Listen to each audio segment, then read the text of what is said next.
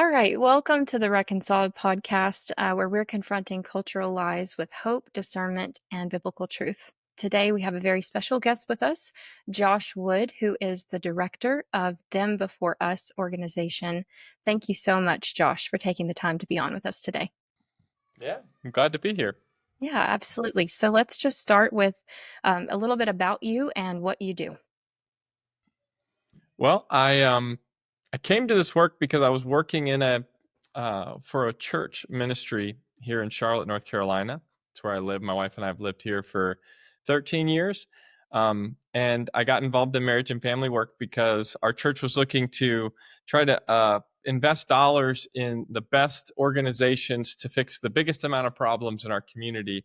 And honestly, we found I don't think anything will fix it quicker than us getting marriage and family right. It Mm. fixes all the downstream issues. So we got involved through first being a volunteer and a donor, and now find myself as working on staff as the executive director, which is just an honor and a privilege. I love working for Katy, Katy Foust, who founded it in 2018. But aside from that, I've got 4 kiddos. We live here in Charlotte. My youngest one is 4 months old, and my oldest is 7. Oh, wow. That's such a sweet age.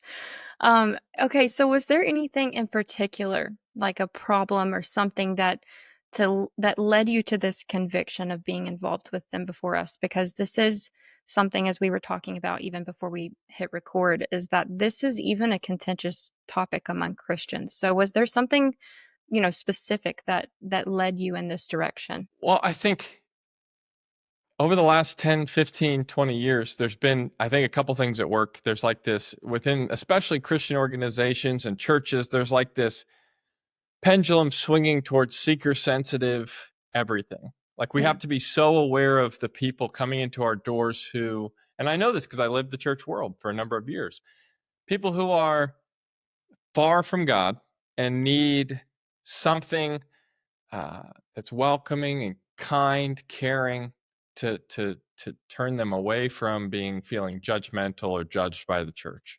Mm. And so everything around us has, and I think nonprofits and NGOs have gotten into that same spirit to some degree, wanting to just emphasize helping people, caring for them, volunteering, rah rah, doing food, packing, and meals. And look, I think all those are really important. Mm. Um, I think foster care is really important. I think food banks are really important. I think shelters are really important. I just think we can do all of those things while also delivering truth, which I think is kind to the people, the truth about the family structures that they're pursuing and the way that that has inevitably led to generations of poverty. And Mm. I think we have to get away from feeling like it's somehow taboo to talk about that the way you build your family, the sexual choices you make. It can't feel taboo to talk about how that might impact your economic status or your future flourishing or the educational attainment of your children or even their incarceration rates down the road. Like Yeah. as parents, if a choice we're making is contributing directly to that, well, covering it up in the name of like not making them feel judged or condemned, I think is wrong. Whether it's in the NGO world or going back into the church world, I think we should present all of the wonderful aspects of acceptance and love that come with the church. That God created you, He loves you. He also loves you too much to leave you where you are, and He's going to call you to be transformed, and that inevitably leads to leaving behind certain things of your former self. And some of those things is sanctifying our sexual choices and the way we build families. Mm. And if we leave that out, it's not the gospel. And so there's an element here where it's I think we have to move past the seeker sensitive movement. We have to move past feeling badly about telling people the truth. And Yeah. I think thankfully we're entering a season in culture where we're seeing what the real negative impact of not telling the truth looks like, where we've created these really false worlds where we can't tell a kid that top surgery may ruin his life because then he won't feel loved or included, or she won't feel loved or included. And then they're growing up and 10 years later going, why didn't you tell me the truth? That was not kind. Your misplaced compassion ruined my life. And so Yeah. I think because of the overplay, we're now getting people to go, you know what, maybe we should just tell the truth and let other people deal with the consequences. Yeah, for sure. That's something I've noticed more and more is that we tend, just as people in general, to pendulum swing one way too far. So, you do have this reality of some church history where, the church did totally excommunicate, totally alienate any groups outside of what they considered, good or biblical. And then that's not really helpful. But then you have this pendulum swing so hard the other direction to just total acceptance, which is also not biblical. But can you take a second and just tell me a little bit more about the mission of your organization than before us? Mm-hmm. Well, to start most simply, it is an organization that's interested in challenging adults to put them, the children, before us, the adults, when in decisions of marriage and family and in the way we build families. So it's asking adults, and it's all centered around this fundamental right that a child has to be raised and loved by their mother and father. And so really we ask, I mean, in our book Pro Child Politics, or in our book Them Before Us, we try to frame all of these decisions around what would it mean to put the child first, to put their interests first. And oftentimes that requires a conversation that looks like asking the question, who's being asked to sacrifice? Like, if you want to find out who is being put first, ask who is doing the hard thing. And Mm. that is really the mission of our organization. So whether it's marriage, family, divorce, adoption, foster care, reproductive technology, surrogacy, any of those categories, we try to represent or give the child a voice in those discussions where they're often left out, and say, hey, the decision or the policy position that you're pursuing is asking the weak to sacrifice for the strong. And we're challenging you, the adults, the policymakers, the educators, we're challenging you to be the one that's sacrificing for the children, for their betterment, for their flourishing, instead of the other way around. Yeah. Okay. And so that obviously, as we'll talk about soon, involves many different categories: IVF, surrogacy, even a Bergefell allowing gay marriage. But how have you seen these popular narratives? One of the posts I saw from your organization was talking about these narratives where people try to claim victimhood. Well, I deserve a child, or I deserve to be happy and live however I want. It's not hurting you. But how have you all seen that play out in the way that it's impacting children and making them these unconsenting victims? Well, I would probably say that some of that, the use of the victim as a way to get what you want is a pretty typical. It's a way that we've seen the left utilize story and like all the buzzwords of being whether you're a sexual minority or a disadvantaged people group, or it's somewhat riding the coattails of the civil rights movement, but it's trying to essentially say, we're going to tell this story about a person who is not getting what they want. We're going to frame it as being a right, and when you deprive that person of the right, you're oppressing them, you're hurting them, you're harming them, and now we're going to tell a sob story so bad that you're going to feel like you just have to give them what they want.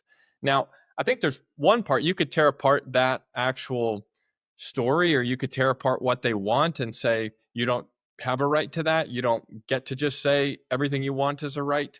But there's also another way where you could tell an equally compelling story, which is, what will that right often cost someone else? And in our instance, let's take it from the child. Let's look at the child story and say, what does the unrestrained pursuit of no fault divorce do to kids?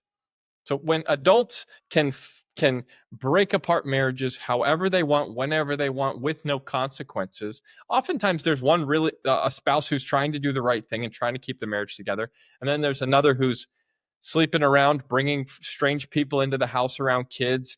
It could be a number of things. Well, when courts decide that there's going to be no penalty for adultery, that someone can be the bad spouse in the marriage and still get everything that they want.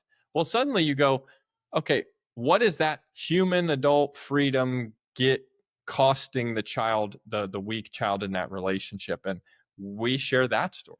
We talk about how divorce harms kids. We talk about the downstream effects of a child who's dealing with divorce and instability. We talk about the higher abuse rates when the parents remarry and there's a step parent in the home.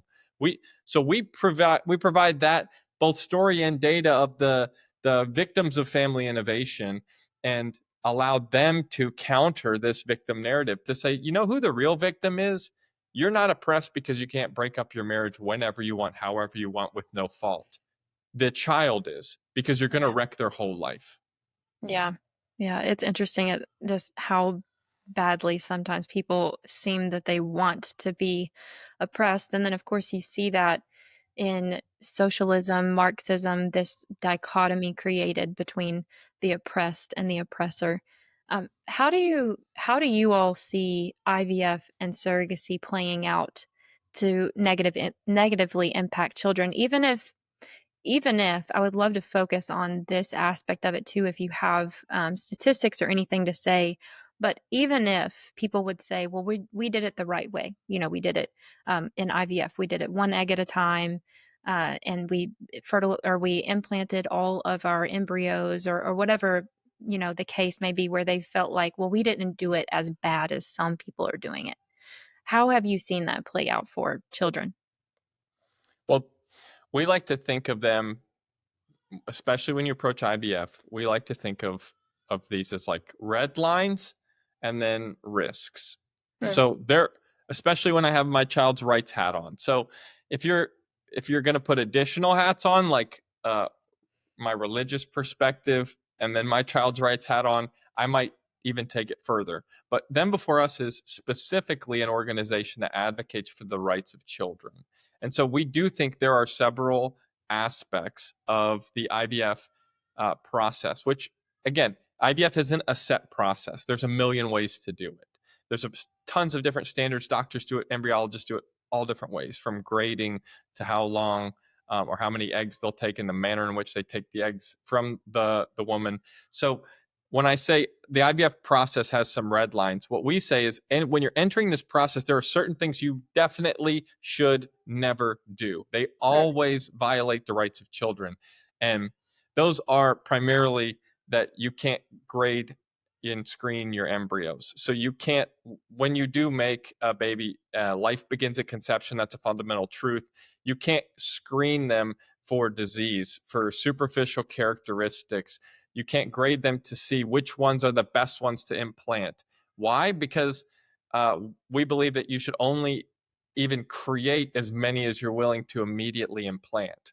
So we don't believe you should freeze. We think that freezing has led, not only has a risk to the child, but it's also an unnecessary part of the process that unnecessarily endangers the child, leaves them up for abandonment if something happens to the mother.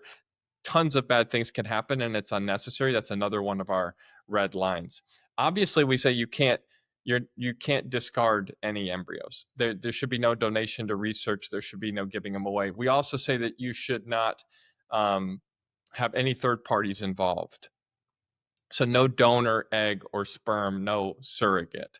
All of those things kind of contribute. Those were all of our red lines, that through the process you need to, in our minds, the only way to kind of narrowly go through that uh, would be creating embryos that are only as many as you're willing to immediately implant, with no screening, no discarding, no freezing through the whole process. And that's a challenge. I mean, we'll be honest, we've only found a few couples in all of our time asking about this that have ever gone through this in a way that didn't violate the rights of children.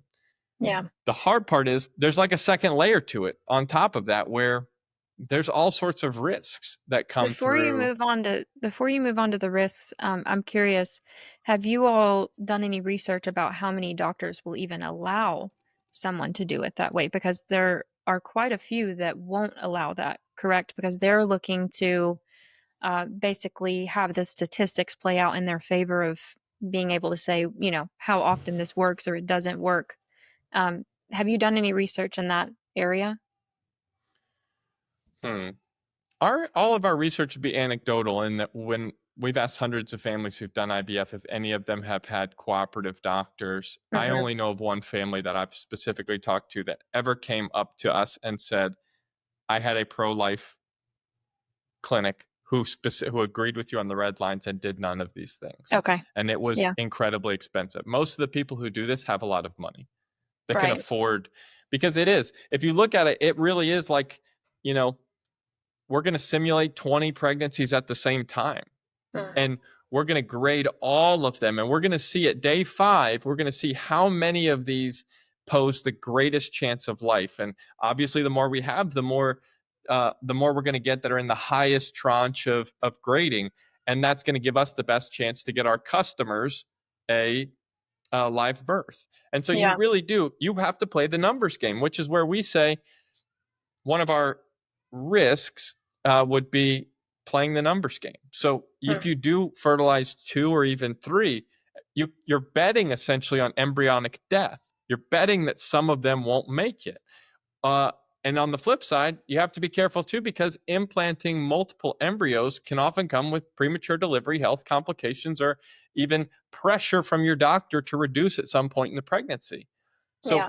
you kind of have to just be aware of the this narrow path when you go in. If you're gonna do it, if it, and again, this is a decision between you and God. It's going to be very difficult to do this in a way that doesn't violate the rights of children, and that's even if you can find a doctor that's going to be uh, pro-life and is going to share your convictions and is going to be willing to do it in this way, even though it's much more expensive. Yeah.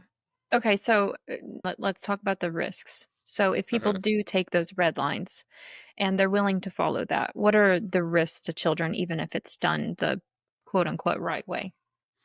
Yeah, and it's really just the way we frame it is there are, we believe there could be a narrow pathway to not violate the rights of children. But on top of that, you are now going to get into every unnecessary intervention is going to create more risk. And they Mm. may not explicitly violate a child's right, but they do elevate the likelihood of harm. So, unlike natural risks that are just inherent to pregnancy, which occur as a result of the organic union of a mother and father, these risks, IVF risks, are artificial and introduced by human intervention. And adults create and impose these, so they're going to need scrutiny. That's the way we frame it. And so that's playing the embryo game. And so embryo numbers game, which I'm not trying to make that it's not a dehumanizing term. It Yeah. really does come down to having to make calculations, which you're always going to feel because of the pressures of finances, or even not wanting to go through it again.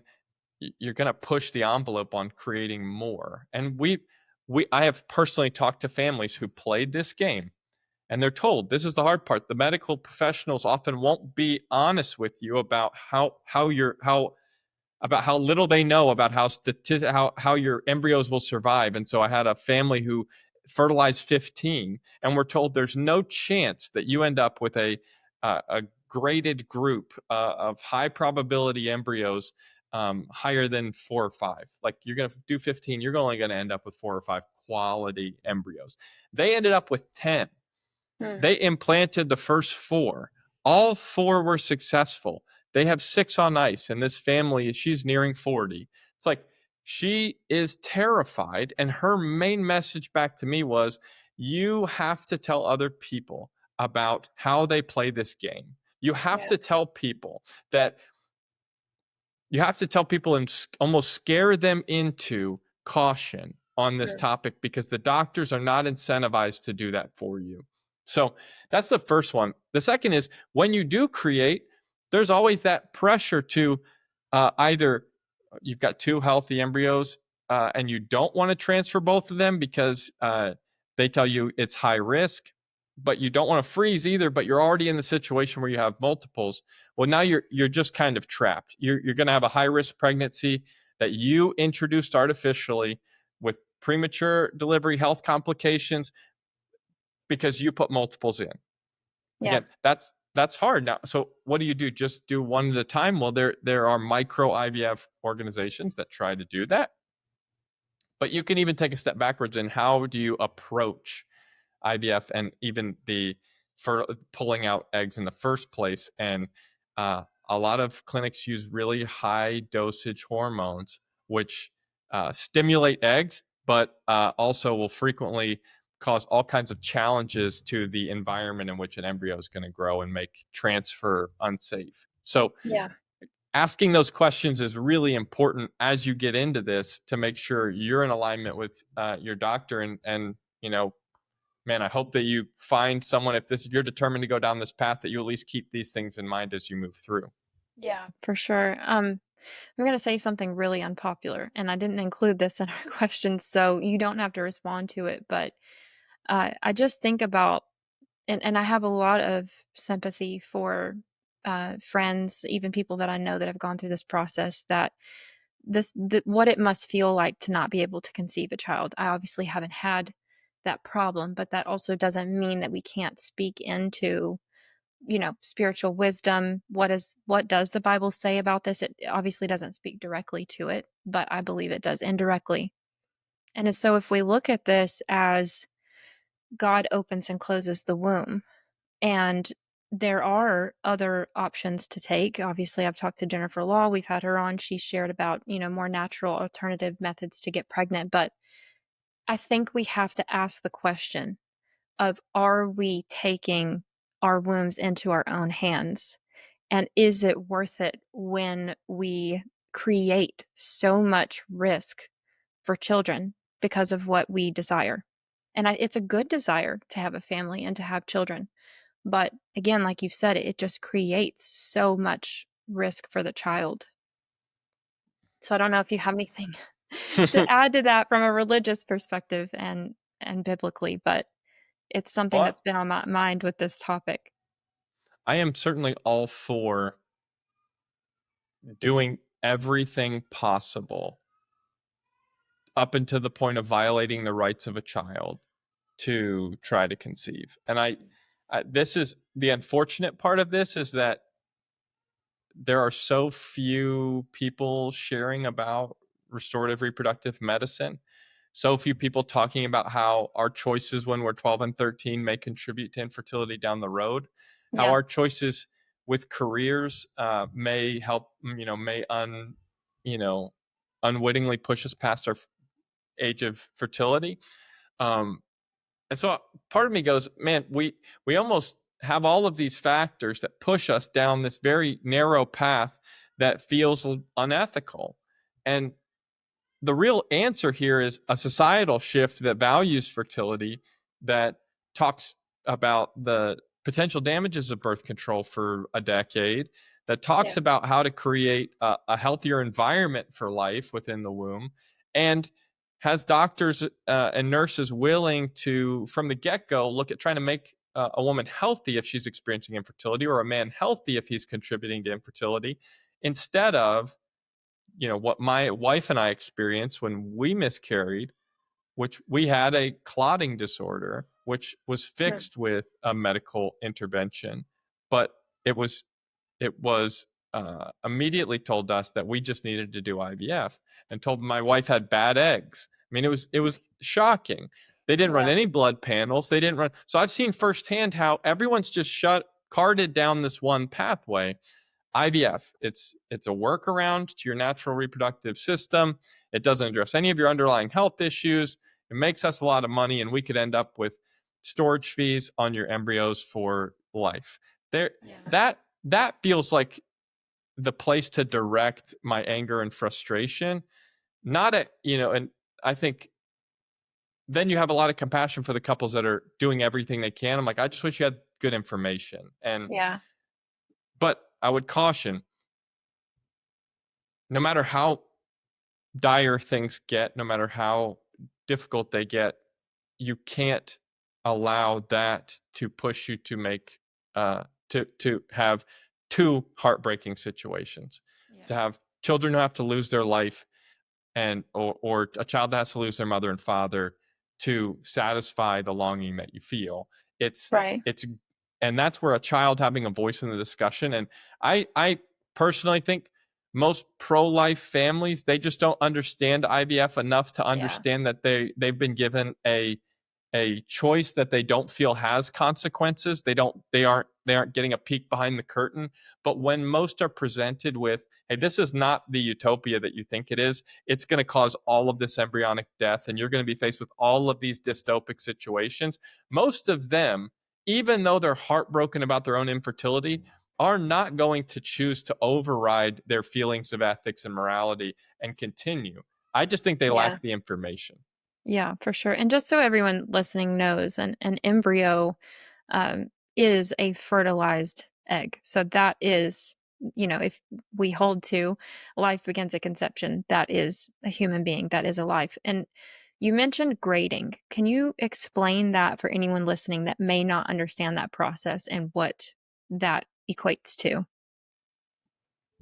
Yes. So yes, embryos, in the IVF process, you're going to fertilize an embryo, probably multiple, and at some point, and again, this isn't uniform, but at some point, an embryo is going to get a grade. Sometimes it's done by AI, sometimes it's done by an actual embryologist. And if you roll it all the way back to the beginning, um, well, first off, you should go to IVF FYI. It's a series we have on YouTube that talks with an embryologist specifically about this issue of grading. But he blew our minds talking about the fact that there's no standards, that it's a subjective grade. Some of it's being done by AI, but essentially they try to judge at a certain point how um, likely it is that an embryo will live if implanted in a womb, and that's it. That's all they're trying to do. How likely? It's a percentage. They're trying to give you an A grade, and if you get enough A grades, then we have a high likelihood of this working out. And the truth is, you can't know for sure whether an embryo will make it unless it's implanted in a woman. Every embryo of every grade has made it in a womb. And so you can never, but they won't always even present the information to you like that. Yeah. They'll say, here's the 6 or 7 embryos. They, they're non viable. Mhm. But what does that really mean? Does that mean there's a 0% chance? Does that mean it's never happened before? Or does that mean that it's unlikely? Well, those are life and death decisions that are marked by semantics. And so that's unfair. We're not embryologists. My wife and I would have gone into that IVF clinic having no idea. So how do this is where I feel like we are so unprepared through this process to allow couples to go in to be to discuss these complex issues with embryologists, to have the fate of a dozen lives in their hands, and to be having to go through grading charts that will determine their futures. I think couples need to educate themselves on this process to really understand how difficult these life and death decisions can be. Yeah. Yeah, for sure. Okay, I think that was majority of IVF and surrogacy, what I wanted to cover and get your perspective on. So I would love to talk about something that your organization is participating in, which is the End of Burgafell campaign, and how, Christians really fell into this belief that as a nation that we could accept this principle of gay marriage and that, well, this isn't harming anyone. Let's live and let live when it comes to this. And this compromise has led to so much, so much pain and heartache and also impacting children. And so can you talk about that campaign and what you all have found in your research through that? Well, the issue of gay marriage in this country, again, it starts with properly framing the victim. Marriage is about sexual difference. It is a procreative institution. Marriage, the state has an interest in marriage because the state has an interest in child rearing. And that's from the Defense of Marriage Act, which Bill Clinton signed into law. We we know this. Now, what Obergefell did was it centered the desires of adults to have access to this institution, and it obviously was successful, and it undermined the parentage laws and our family law system entirely. It to again to do what to give adults what they want at the expense of kids. And so this whole idea that Obergefell needs to be ended for us isn't uh, a a crusade against a certain community. Mhm. It's saying that marriage is and always has been about uniting the two people to whom a child has a natural right. We know that when a child has access to their biological mother and father, when they are raised by them, and specifically when their biological mother and father are married, the child does best. That's why the state has an interest in this, is they want to be able to advantage, to promote, to idealize the institution, the relationship, the specific type of relationship that will lead to communities flourishing, children doing well, lower incarceration rates, higher education, or high educational attainment, lifetime wages, all these different things. But what the difference was, before Obergefell, states were free to pursue this however they wanted. I mean, they could uh, they could have family arrangements. They could incentivize certain family arrangements that were non-traditional if they wanted to, and other states were free to keep to this married mother-father ideal. After Obergefell, it now became unconstitutional to advantage one relationship, to Mhm. call out the truth. And that's the big issue here for me is, again, pre-Obergefell, we lived in a world where states were free to say, hey, in our state, you can form families however you want. But other states were free to say that's not the truth and that's not the way we're going to do it. And you're going to see the way we do it is going to advantage children. Will lead to more flourishing. We're going to have fewer people on public benefits, all these different things. In Yeah. the in this new world now, you can't do it even if you wanted to. It'll be unconstitutional to do it right now. And so we think that victimizes children. That's not just, and we think it needs to be ended. We need to go back to a world where states are free to have marriage be an exclusively male and female union because it's best for kids. Yeah. Yeah. So I'm curious if you have any of the numbers, like the statistics on incarceration rates or, financial stability, health issues with all of these things, because a common narrative that I hear is that children just need to be loved. This right to their mother and father is, that's just a Christian perspective. But, some of those statistics don't play out that way. Are you able to speak on those a little bit more, even when it comes to, divorce, cohabitation? Are those numbers all pretty similar on how those things play out for children in the long run? You can That's go to okay. themforus.com, Okay. and if you click on fast facts, you Hmm. will see that marriage, there's a whole group there that talks about marriage and specifically some of the data that Okay.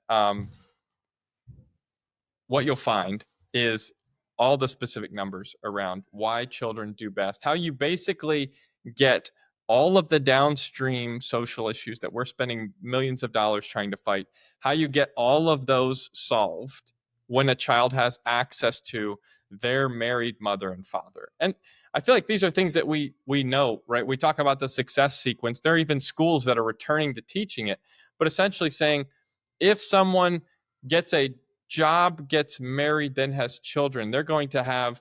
I did have one statistic off the top of my head that anybody who grows up in a married mother and father home only have a 7% chance of not graduating high school.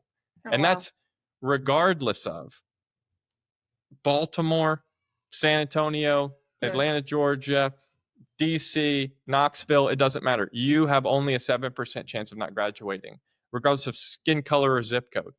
And not to mention that statistically, the group least likely to abuse their child or harm their child is also married mothers and fathers. Their lifetime earnings are higher. I mean, there's just so many of these things. The kids aren't going to go to jail or commit suicide. Everything is tied back to this access to a biological mother and father. The issue with marriage was you granted a couple access to all the benefits. That's what the language in the Supreme Court ruling said. The benefits of marriage. They get everything that the opposite sex couple gets. Well, one of the benefits they've identified as marriage now in the subsequent years, they've begun to include all the things that come with children. So now, how do you give access to an opposite sex couple? How do you give them access to a child if the way we determine parenthood has always been biology? Yeah. Well, you have to override biology. So that's the critical piece. In order to give opposite sex couples access to children, we have to override the importance of biology. Now, does that matter? Well, that's everything we've been talking about. Yes, absolutely. When we override biology, when a child doesn't have access to their married mother and father, their married biological mother and father, they do much, much worse. So it does matter to the child. So, in your effort to grant an opposite sex couple all the benefits of marriage, including children, you now have to override one of the critical factors that lead to their flourishing. And Yeah. who's that for? It's to affirm adults at Yeah. the expense of children. So again, that's where it comes back to for us is this whole campaign is about protecting kids. Mm. Yeah. And then you've even seen how cohabitation has also been a factor in children's in their outcomes, their success rates, which I think is interesting because it seems to be more and more incentivized, like you said, even by the state or the federal government for people to maybe be together but not be married. And I know, I think it's the is it the big beautiful bill? I can't remember that there's something that recently I saw where, oh, it's Medicaid, I think, that they're going to add back some work requirements and things like that. But I found that really interesting that that was also a factor in children not having as high of a success rate. Well, and that's a good point too. So Obergefell is emblematic of a decades long slide uh, away from the ideal of marriage. You Hmm. can go all the way back to the repeal of to the introduction of no fault divorce laws. That was, I believe, was 68, which began to say a marriage contract should be as easy to get out of as it is to, hire someone to paint your mailbox and then you Yeah. not pay them. It's like, well, Yeah. marriage should be something that's unbreakable and difficult. Very under very strict circumstances can you dissolve it because of its just unbelievable importance to children. But we started there. Then Yeah. you can go to the birth control pill, the rise of abortion, the right of abortion. All of those things are detaching the sacred act of sex from the confines of a safe marriage where Yeah. if I have sex with you and we conceive, you are united to me and I am legally obligated to you, and the child will grow up with a married mother and father, which we've talked about, so important. To now I can take sex out because I can control it with a pill, or I can control these scare quotes consequences of sex with an abortion. And now I'm in control of sex. I don't need it. And so, what's the point of marriage if marriage was one of the ways we govern sex and the consequences of sex? If sex is now completely controllable, why do I need to put it into marriage? So, you see, Yeah. over time, we degraded what it even meant to be married to the point where when Obergefell came down and people said, well, sex is about children, or marriage is about children, the response was, no, it's not. Marriage is about a celebration. It's a wedding registry. It's white clothes and flowers. It went into this, oh, well, why can't we celebrate opposite sex couples? Well, there was such a divorce from the original intention, which was to unite people and protect people and to provide a foundation for the raising and child rearing, the bringing children to life. And we've just forgotten that. And so Yeah. it's good to highlight that cohabitation, divorce, casual sex, abortion, all of these things are symptoms of the same disease, which is a dying marriage culture in this country. Yeah. It's interesting how, there's this frustration or worry about the birth rate. And it's like, well, we're killing our children, so it's like a pretty simple fix, if I say so myself. So yeah, it's just interesting how when you compromise in this area, it really seems to very quickly deteriorate our whole society. Well, I would call that, and we all know this, right? There's how many unintended consequences have come from policies like those, where when another example would be trying to grant access to children through legislation or through court decisions like Obergefell. You have now single people suing insurance companies saying, I have access to children too. You can't hold my status against me. And so I need IVF. So you need to pay for my donor and you need to pay for my surrogate. It's called solo IVF. And or two men suing to be diagnosed as infertile so their IVF is covered. When they say, well, we had sex for 12 months and we didn't conceive, so we should be considered infertile. And you can't hold the fact that we're sexually different against us. Because again, if what we've essentially done in law is we've said that there can be no sexual difference. The law cannot make a distinction between male and female. It can't hold out an institution or access to an insurance provider just because the condition depends on there being two sexually different people. We've essentially erased it and said everybody's the same. And so, yes, you get a donor and you get a surrogate for your IVF because now again, we've erased what it meant to be mothers and fathers, and we've put in just parents, and that's shocking. But this is what happens if you want to speak from a Christian lens. This is what happens when you go outside God's design. At the Yeah. beginning, they'll tell you it's just a little deviation, and it'll never end up there. And when Christians rightly point out that we are going to go down a slope, we are going to fall off a cliff, and that you will have poly parenting, you'll have kids being raised by 6 dads in a communal home where sexual abuse rates are sky high. You'll have single people pursuing solo IVF. You'll have 2 men claiming to be infertile. They say, give me a break. You are fear mongering. You're just trying to scare us. We're just trying to be compassionate. But I mean, luckily for us, everything that we said would happen has happened and some. And so now I feel very justified in saying, no, we need to return to truths that exist outside ourselves, our own Yeah. empathy and compassion. We can't just be guided by our own hearts. We need to live in moral truth that every child has a mother and father. They belong to them, and they need access to them if they're going to grow up and thrive. Yeah, for sure. Okay, so you have also talked some about the border. And so I'd love for you to talk about what you have found about how the border affects children. This is a very contentious topic, even among Christians, as everything we've talked about today.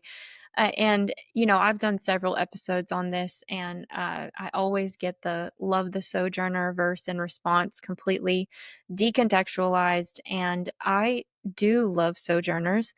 However, they had requirements to follow the Jewish law, and I'm sure that Israel had a process for that. And we obviously have to have some common sense in how we go about allowing people into our country. Um, and even not mistreating them, even if they have broken the law. So I have talked about this countless times, but not fully from the perspective of children's rights. So I'd love if you could talk about that.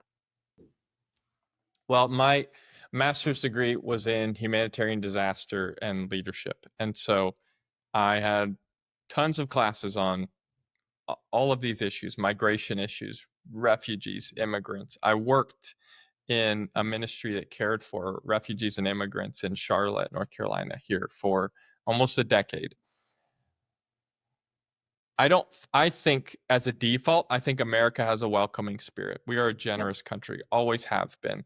And to be completely honest, the refugee system that uses the government contracts with resettlement agencies, I believe there's 8 or 9 agencies and 6 of them are Christian-based organizations. So simply put, the government couldn't host or care for a single refugee without the Christians in the United States. And so that's where I'm like, you can miss me with all this discussion about how Christians don't care, or we're not welcoming people.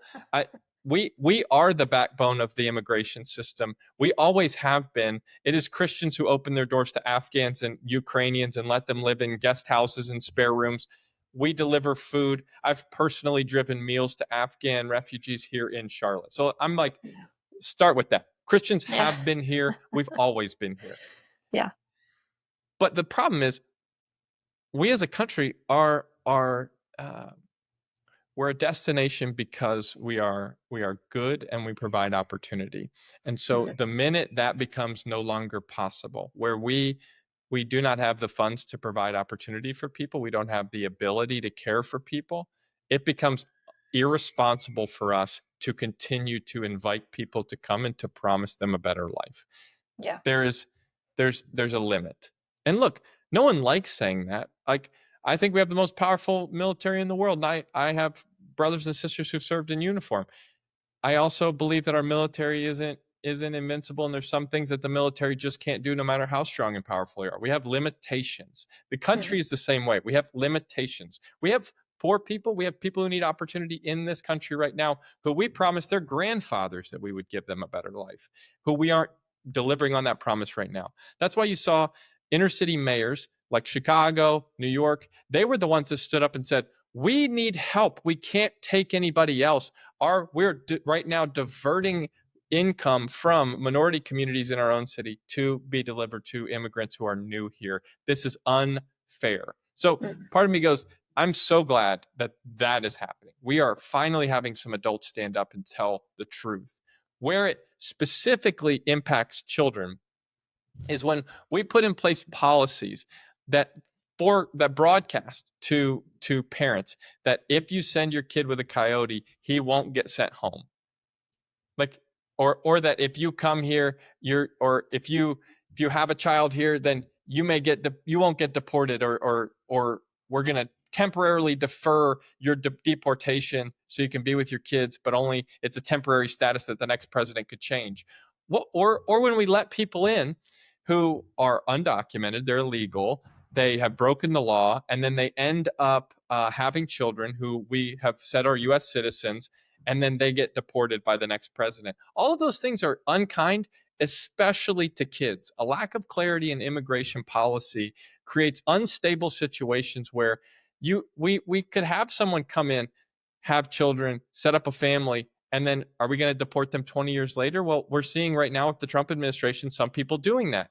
Well, do I think that's unjust and unkind? Man, I think the solution at this point, we've only got bad options. I think the solution was to go back 20 years and be firm about the border, but also generous with the door to say everybody who can come in that we can support without compromising our promise to others should be let in.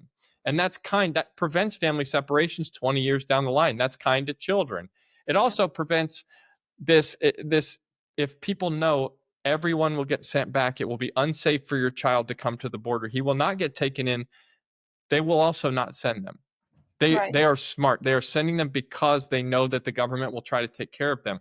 But again, even that has been a false promise. We've lost children in the interior, and many of them to trafficking. So we adults, that is what is needed. Adults willing to tell the truth about our limitations as a country, but to also promote the generosity of spirit our country has always shown. That we need to have a Yeah. firm border to keep everyone out who is not supposed to be here, but then also to take all the ones that we feel like we can take without compromising our promise to the generation previous. Yeah.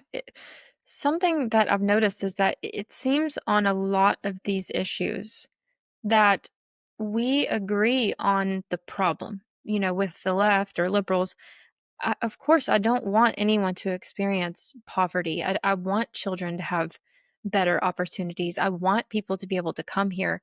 It's the solutions or lack thereof that they offer that we disagree with. And so I remember seeing this video. I don't know if you've ever seen it, and I can't recall his name. But he had a bunch of jars with marbles in them, and he was showing the numbers around across the world of poverty, and it was in the billions. I mean, I think it was roughly, half the population of the world, or around a third, is living in poverty. And so it's like, okay, well, what we're able to take in as a country is literally a drop in the bucket. We you can take in 1,000,000 a year, and you're not even coming close to solving the problem of world poverty, which I would also say, that's really a utopian goal that we're just not going to see happen on this side of eternity. But we want the same things. I want people to have opportunity, but we also have to be realistic, like you said, that we have limitations as a country of what we can do as far as bringing people in, but that how the statistics have also shown that oftentimes it's better for people if we can help build up their country to be a better place for people to live. I think that's the balance between believing in American exceptionalism and all that we have to offer, but also the whole world as an example, and in terms of our wealth, we can be generous, Mhm. but then also stepping back and going, we are not the saviors of the world. We are not the Messiah. We cannot fix other people's issues. We can't send the military to fix every democracy. We can't, Yeah. like, and that's a limited and healthy view. And I think Mhm. it doesn't feel good to say that, like we can't fix it, like we're just, if we just were smarter, if we just had a little more money, or we did one more loan, or Yeah. I would say in most cases that type of messianic complex ends up harming more than it helps. Now, do we need to be generous? Absolutely. I mean, Christ talks about every second coat you have belongs to the poor. Like, we do Yeah. need to make sure that we check our own excess. But guys, look at our own budget, look at our own finances. Are we in any position to be caring about anybody else? No. Right. Which people would say is very unloving. And you talked about being able to help the people that we even have here, and it's almost like they're willing to say we can sacrifice everything that is good about our country in the name of compassion for others, but you're basically accepting self-destruction when you do that. So it's an odd, very polarized, it feels religiously zealous in the way that they go about talking about it and how they think about it. But I did want to ask you if you've ever been called a Christian nationalist, which I would be willing to bet that you have. And just maybe how you would respond to that in closing here. Because this is a response I get a lot, and it's like, "Well, you're forcing your religious beliefs on me, or you're trying to force these Christian principles on us as a society, and you don't have a right to do that." So, what would be your response to the derogatory slur that a lot of people use it as when they call people Christian nationalists for implementing these principles? Man, yes, have been called that, for sure, as probably most of us have. Uh, I would say that if by that you mean I am someone who believes that the morals and values and the truth of Christian teaching and the example of Christ is a good operating system for the United States, then then I would say yes, absolutely, I am. Um, does that mean that I don't think that we should have some opportunity for people to live out their own faith and their own, yeah, I do think we should have that, obviously, within this country. But I also think that you're never going to escape the fact that Christian values are American values. And you can't, I don't think it's just a free for all. I think there's liberty. There's contained freedom for each individual, that you can come here and express yourself and live, quote unquote, your truth, but there's certain limits to that freedom, and that's defined as liberty, that there's certain limits to what you get to do. And I would say most of our limits are things found in scripture. They are Christian values.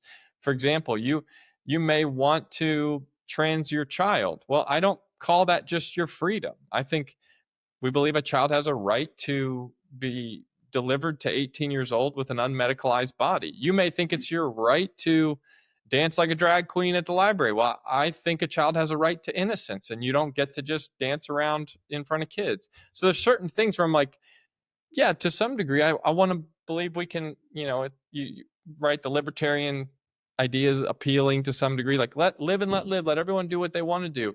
The problem is we are so intertwined as a country that if we pretend like we don't have some morals and values limiting our freedoms, that we won't just call some things good and some things bad. It is not a freedom of expression does not mean the ability to put porn in every 12-year-old's tablet and phone. And Mhm. so I'm like, that should be restrained. Well, why is it restrained? Well, it's restrained because I think there should be a sexual ethic that kind of sexual exposure is not good. It's actually not good for anybody. So what then guides and determines those values and morals? And Yeah. you have to have an operating system. It comes from somewhere. So when Christians cede that territory and they say, well, we're not Christian, it's just, it's just a good rule or value. Well, someone else is going to come in with their ideology, their theology that's not related to God at all, as much of an oxymoron as that is, and they will deliver their solutions. And so we might as well be upfront about it. Hey, I believe the Bible is grounded in truth. It's a truth that exists outside of myself. It has proved true for thousands of years, and it has only seemed more true in the last 50. And I believe that it should be our operating system. It should govern the decisions we make as a country. And I'm not asking you to ascribe to all of my religious beliefs, but I am asking you that you need to be governed by these principles and values. Yeah. I mean, even Richard Dawkins says that he's a cultural Christian. He's he's seen it play out over there and has said, you know what? Yeah, in this area, I want to be a cultural Christian, which is not really possible. But we shouldn't be surprised with all of this. Just as you were talking, I was thinking it's not a surprise to Christians that the Christian morality, the morality of the Bible, God's character, his nature, and his design is always going to be the thing that leads to human flourishing because he is good. There is nothing good outside of him. And so it shouldn't be surprising that the statistics also play out that way. And, one of the things that I think is a really good question to ask, especially if you're having this conversation with another professing believer, is if because I've had people even at my own church say Christians shouldn't be involved in politics, and I should just talk about the gospel and preach the gospel. Well, who should be in charge of politics? Do you really think an atheist is going to run Right. the better or run the country better? Yeah. So it's an interesting conversation, and I hope that these conversations will just spur people on to maybe think it through just a little bit more. Um, all right, if you want to just talk briefly about your new book that you contributed to, the Pro-Child Politics, and tell people where they can find it. Yeah, so pro-child politics takes on this pro-child view and tries to put it into every major political issue, facing our world today. So everything from debt to immigration to policing to DEI, it's going to talk about what it means to represent the child and their interests and do what's best for the next generation and their rights today. And so you can pick it up. It's on Amazon. You can go look at it. And also, Them Before Us, we're the organization that wrote the book, thembeforeus.com. If you want to support our work, you can find out more about us there. You can make a donation. Everything you give goes to defending the rights of children all around the world. Yeah. Okay, great. And where can people find you? Are you active on social media? Yes. So J_K_Wood on Instagram. Perfect. All right. And then if you'll just end with some encouragement to the average person listening to this that may feel overwhelmed by the amount of problems that we're facing as a society. What can the average person do just to get involved? Well, I like to take an example from the life of Christ that uh, even though Jesus raised Lazarus from the dead, Lazarus still died at some point after that. There were people who he did not feed. There were sick people who stayed sick. We have to remember, there were bellies that went empty even as Christ walked by. He didn't solve every problem. That was not his purpose. That was not his mission, but he did serve in exactly the way that God called him to. And so, as Christians, we can't look at the world around us and be so discouraged by all of the bad things going on in the world. That's not the right question to be asking. How is God possibly going to fix this? We're not called to solve every problem. We're called to serve uniquely and specifically in the way that God has called us to do, and let God handle the rest, just like Christ did. And so that's what I would say. That should be your prayer. Well, how, God, have you uniquely gifted me? How have you specifically called me to serve in your kingdom? And guide me there and give me the strength to do that well. Okay. Thank you so much, Josh, for being here with us. And hope everyone will run out and get your all's books and follow you and just support the incredible work that you all are doing. So hopefully we'll talk again soon. Thanks, Caitlin. Okay. Thank you.